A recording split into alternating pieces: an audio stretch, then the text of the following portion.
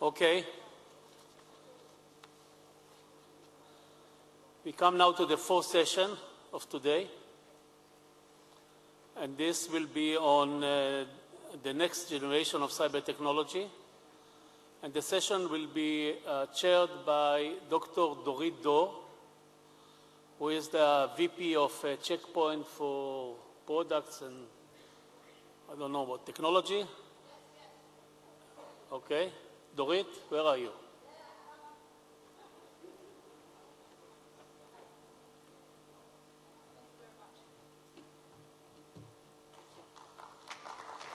Thanks. Oh, that's sophisticated. Okay, hi everyone. Nice to meet you. I'm Dorit from Checkpoint. I'm heading the products and technology for Checkpoint for the last 19 years. That's a very unpopular number in the high-tech industry. But I think we have a very exciting panel because it's a collection of people that came here to talk about their ideas for innovation in cybersecurity. You could take cyber from many angles. One of the angles could be scare you everybody and tell you what awful things are going to happen. Another angle could be nationwide, etc. We're more going to focus on commercial cyber, commercial in the sense of defense, not in the sense of attack. So not how to make money from attacking people, but how to make money from defending people. And it's not going to be like a collection of marketing speeches of the companies, but it's a collection of individuals that will try to share with you how they see the future of cyber technologies and what technologies or processes or things will help companies in the future defend themselves. So I'll start with a short kind of view on my own about the world of, we'll see, yes, the world of cybersecurity into the future. And I'm going to take a very short while to just describe briefly what I think about this space. And I think that the problem is not an easy one, and it's not going to be a silver bullet that will solve the whole thing. So what I'll try to do is I'll try to describe the system and then the 5 steps needed inside the system. Each of the steps obviously requires its own technology and view. I think the things that I will talk about will then link to things and ideas that other speakers in our panel will also refer to.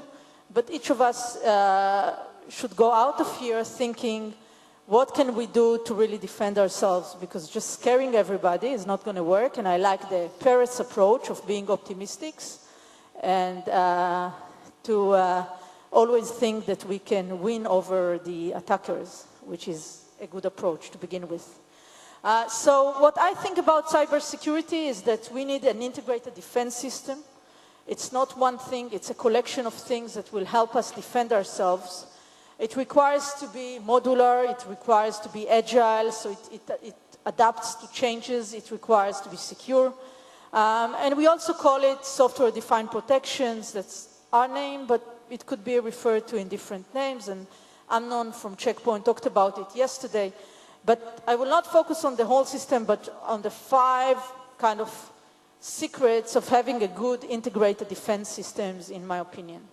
So point number 1 should be an enforcement layer. An enforcement layer is a collection of things that you put all around you and help you enforce whatever policy you will have later.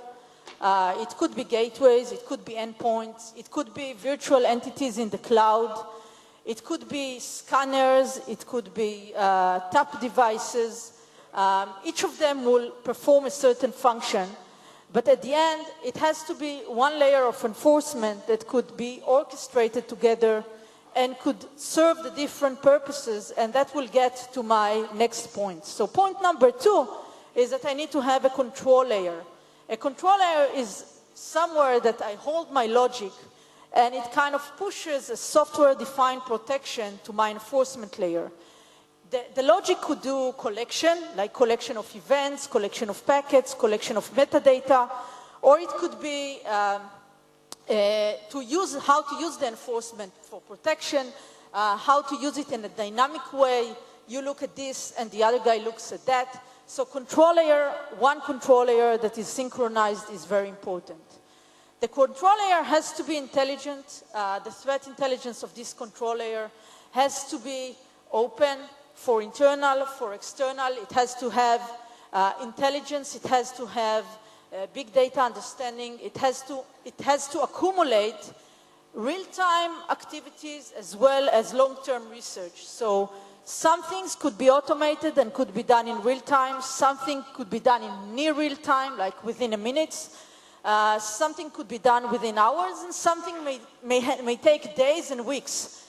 By the way, I talked to customers and I saw quite a lot of material that we did in surveys, and people have these things, these bots, wandering around their networks for weeks and they don't treat them. So even a semi-real time is a good approach in this case. But the intelligence of the threat intelligence is critical. The intelligence is not coming from one source. There are many sources that has to collaborate into the threat intelligence. So it comes from internal sources, from external sources, from malware research, from certs. All these sources come into the intelligence of the control layer. Fourth element, obviously after we blend into the fact that we have to be intelligent about the security. And fourth element is the context aware. The thing is that we cannot assume the same for everything. If the device is coming to us as a mobile device, we have to do one thing. If the traffic is very sensitive, we have to do another thing. If this is an employee of the company, it's another thing. And if it's a one-time observing customer that came through our sites, it's a different thing. So the context could be the data, the context could be the user, the context could be the content or the otherwise existing protection of the communication. And if you look at SDN networks, software-defined networks, then different enforcement points has different capability to enforce. And in our case, different security devices will have different enforcement. Last but not least is collaboration between all the enforcement points. Some of the things will be enforced on the endpoints. Some of the things will be enforced on the network. Some of the things will be enforced on proxies. And that's kind of my view. With that, I'd like to hand it over to the other panelists. Each of them would give you a few minutes of his view on where do we go with this next generation of cyber security technologies. I'm happy to introduce Michael Fay, who's the Executive Vice President and CTO and General Manager for the corporate products for Intel Security Groups, also known as McAfee. Before joining Intel, he came from McAfee. He was responsible for major acquisitions and major customers. So he definitely carries a long weight of understanding this industry. And he will share with us his observation on how to create the next generation of security, focusing on the open architecture and indicators, etc. So welcome, Michael Fay.